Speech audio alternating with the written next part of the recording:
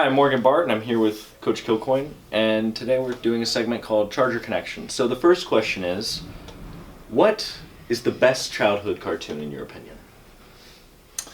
The Wile E. Coyote and the Roadrunner, for sure. Chasing each other, falling off cliffs, using Acme dynamite, blowing things up. That was pretty cool. Yeah. Enjoyed that as a cartoon. I agree. That's a good one. Okay. All right, next question. Okay. Who or what is the bane of your existence, and why? Your arch nemesis, if you will. Oh, man. Well, can it be, it may be a dead person, but it kind of always creeps up on me. Pablo Picasso. I Really? cannot stand Pablo Picasso. Awesome. I've been to his museum in Paris. I've seen all of his work, and it just, you know a little bit about the man too. He's on my top 3 in history. I want to punch in the face. Really? Even all of his, even when he did realism and cubism, you hated all of it? I'm not a big fan of Cubism. Wow. No, I'm not. Yeah. I'm a true impressionist at the heart, so not into Cubism and all that. It just, if you see all the things that built up, especially in the Paris Museum, I don't know. I think it's garbage. Just my opinion, but he irks me. Bane of my existence. Yeah. Him or Bill Shakespeare. Sorry, English teachers. Yeah. Both of them. All right. Interesting. That's a hot take. I know. Thank you. All right. Who is the most famous person you have ever met? Probably, I guess, off the top of my mind, Roger Staubach. And can you explain who that is, in case?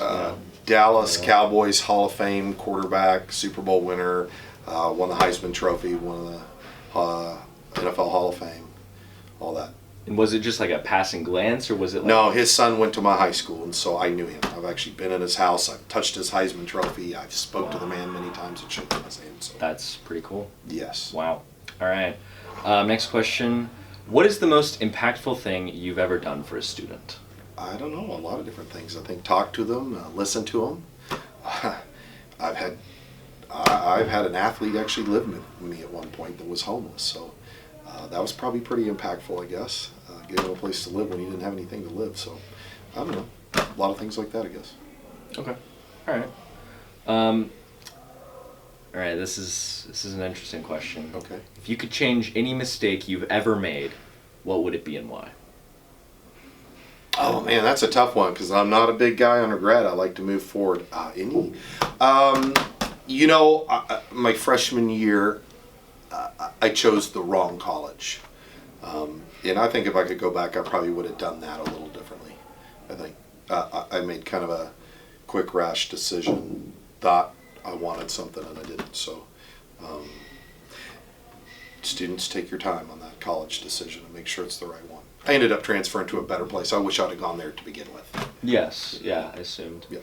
So you don't think college decisions should be rushed at all? No, you should take your time. And if you're not sure about it, I teach seniors, so I tell them all the time, TCC is good for a year. Better to figure that out than to go somewhere that you really don't want to be at and you don't do so well. Take it from me. All right. That's good advice. What was your least favorite class in high school or college? Okay, so this is going to go back to some of I'm just not a Bill Shakespeare fan, and so when I spent in an English class where I had to read his stuff, nobody ever hit me with it and could make me understand why it was so great. So I slogged through that. I was a pretty academic guy for the most part, so I enjoyed most of my classes. But when Bill Shakespeare got brought up and we had to do something with Hamlet or Othello or something, and everybody pined about how great it is, I just wanted to jump into the ocean and sink. So I was not thrilled with that. So I can distinctly remember that. Those as being not enjoyable times. Just for the sake, I kind of want to hear you, because I had a great teacher for Shakespeare. Okay. I had to read Romeo and Juliet like most freshmen, and I really enjoyed it because I had a teacher that was really good at it. Okay. So I just want to know, and since you say you're a very academic guy, like what about William Shakespeare was not entertaining? None of it connected to me. I just didn't connect with the story, with the, what is it, iambic pentameter or whatever he's doing. I just found it to be kind of, I don't know, I just didn't connect with it. The stories, they didn't connect with me. And I think, honestly, now I'm an adult, right? And a teacher and a coach, obviously. So I truly do think, I don't think I had an English teacher that allowed me to connect with it. You know what I mean? So I think you got blessed with something that I didn't, which is making it entertaining. You got to remember, when we were kids, they threw the book at you, and it was much more memorization and rote and routine and all that kind of stuff nowadays.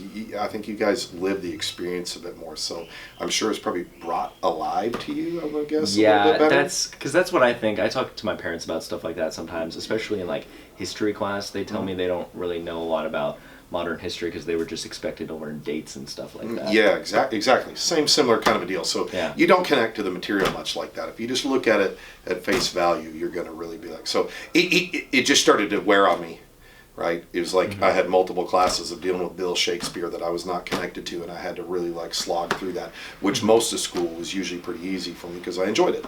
But that I did not enjoy at all. Did you choose this job, or did this job choose you? Oh, for my first 10 years out of college, I actually worked in the corporate world.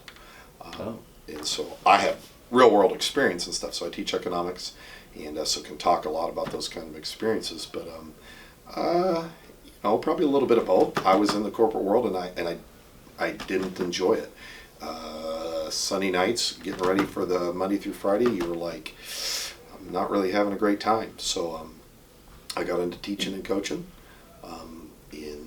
It probably called me to it.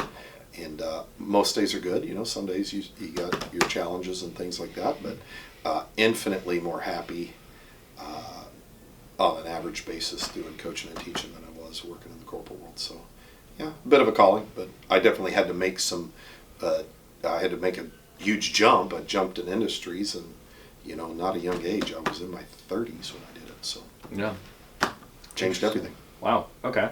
Yep. What is your least favorite part of teaching?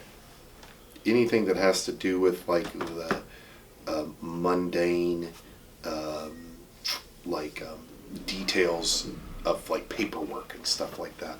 I think people would be surprised. I think you watch a movie and you see a teacher and they're rocking that classroom, and you think, wow, that looks pretty fun, and they're making connections with kids and having a good time. What they don't show is some of the paperwork in the background you have to do. I'm not unique in that. Almost all teachers don't have a like for that, but all that kind of stuff. Just a lot of behind the scenes extra work that you have to do that can really grind on you when that becomes too much, for sure. What's the insecurity that holds you back the most? And I'm going to edit this a little bit. Or held you back most that now doesn't hold you back as much? Fear of failure has been something I battle with, probably even to this day. You get better at those kinds of things as you get older. You realize the things that you fear were not really fearful, but I think fear of failure, which has to do with I used it for a long time as a motivational force, right? I pushed myself real hard in things because I didn't want to fail, but ultimately I learned that was a pretty bad motivator, right? To motivate yourself through a negative value burns you out pretty quickly. And I have to be careful with that as a coach, because you can tend to take things very hard, very personal, and can wear on you, right? More than just sitting at the field house or at a game or something like that. You take it all home.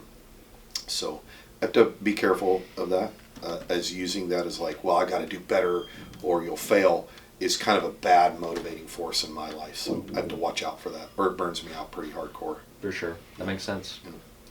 What is your dream job? Yeah.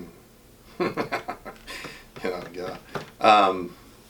I probably have lots of them from day to day, Some days I am in my dream job. Other days, not so much, but some days I am, coaching and teaching and stuff. There are days where you do hit the sweet spots where you're like, man, I'm doing exactly what I want to do. If I would do something totally out of this realm, a dream job would be like, it'd be something in like being a ski bum in a mountain in Colorado, right? Whether it be like ski patrol or something like that. I'm a big skier, so I've always been interested in that kind of life and aspect. In another life, I'll live in Colorado and do that. So if I'm born again at some point, I'll be that, and maybe I'll enjoy that. So yeah. All right, and then just finish it off with an easy question. What is the best sandwich of all time? Oh, the Reuben. There's no doubt. Oh, see, that's the right answer. Yeah, the Reuben. I'm excited to see what everyone else is going to say, because you just said, have you ever had a Reuben while skiing? Or like you just walk inside the lodge? Yeah.